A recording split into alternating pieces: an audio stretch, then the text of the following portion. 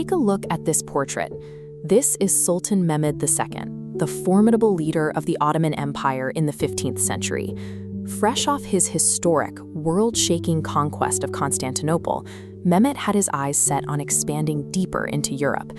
To secure this northern route, Mehmet assembled a truly massive invasion force. An army of over 90,000 heavily armed, highly disciplined Ottoman soldiers began a relentless, unstoppable march north. Their target was the small neighboring kingdom of Wallachia. This map of Eastern Europe shows exactly why Wallachia was so vulnerable. Geographically squeezed between the advancing Ottomans to the south and powerful European kingdoms to the north, Wallachia was trapped. Furthermore, Prince Vlad could only muster a severely outmatched defense force of 30,000 men. Meeting an army of 90,000 men in an open field guaranteed total annihilation. Vlad realized that sheer military force would fail. To survive, he needed a weapon of mass deterrence, far more powerful than swords or cannons. Instead, he needed absolute, paralyzing psychological terror.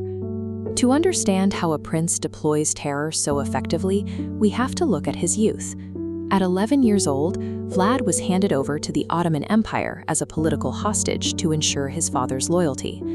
For years, he lived in a golden cage, subjected to constant psychological torture designed to break his spirit and mold him into an obedient puppet. While trapped in captivity, Vlad received devastating news. Treacherous local Wallachian nobles, known as the boyars, had assassinated his father in the cold swamps. Worse, they had captured his older brother, blinded him with red-hot iron pokers, and buried him alive in the dirt. Look closely at this portrait of Vlad. The systemic abuse of his captivity, combined with the brutal slaughter of his family, destroyed any trace of human empathy in his mind. By the time he seized the throne, he was a ruler who believed preemptive, extreme ruthlessness was the only absolute guarantee of survival.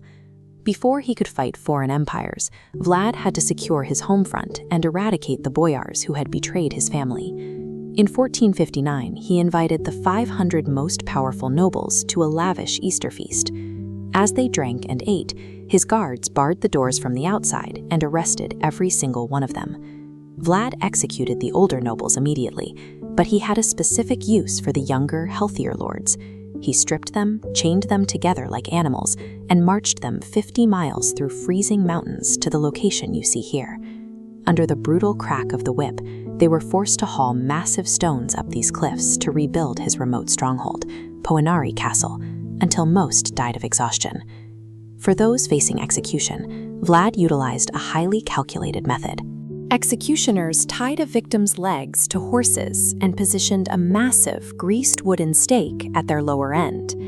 As the horses pulled, the executioners guided the pole through the body, specifically trained to avoid piercing vital organs like the heart, lungs, or liver. Because no vital organs were destroyed, the victim survived the initial penetration. They were lifted into the air and planted deep into the ground.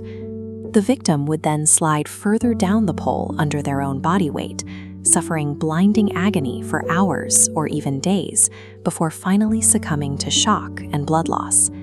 He applied this punishment to foreign spies, treacherous nobles, and peasants who stole bread alike. According to a famous local legend, Vlad placed a solid gold cup in the middle of a poverty-stricken town square for anyone to drink from. For his entire reign, it sat completely untouched. Historical accounts confirm that crime and treason virtually vanished in Wallachia. Vlad proved his dark thesis on internal deterrence. The absolute terror of the stake was a much stronger motivator than human greed or ambition. With absolute order at home, Vlad faced the massive Ottoman invasion of 1462. Heavily outnumbered, he immediately launched a brutal scorched earth campaign. As his men retreated, they burned their own villages, destroyed every acre of crops, and poisoned the water wells with rotting animal carcasses. The advancing Ottomans marched into a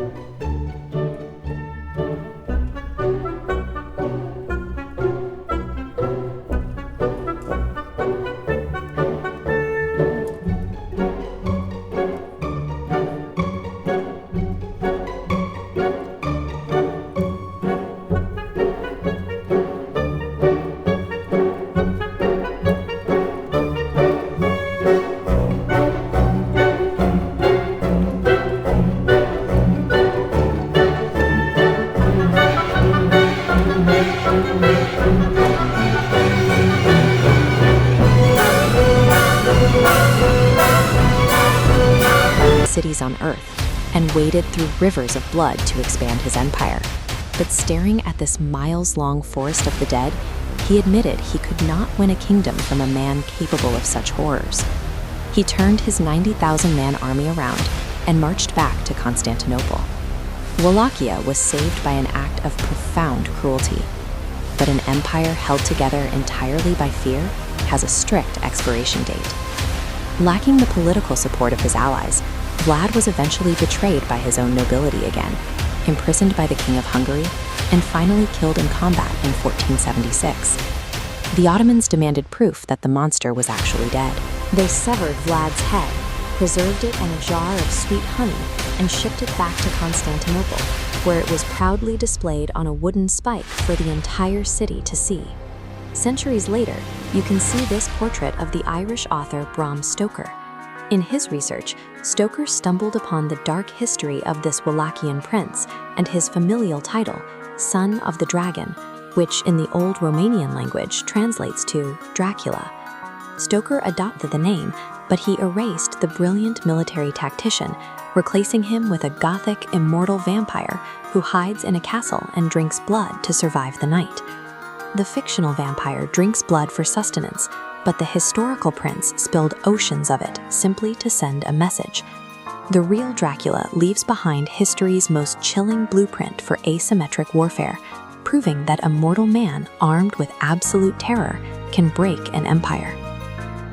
If this journey into the dark, bloody forests of 15th century Wallachia sent a chill down your spine, do not forget to like this video, share it with your friends, and hit that subscribe button to officially join the past portal. We bring the glorious, terrifying, and untold pages of history back to life every single week.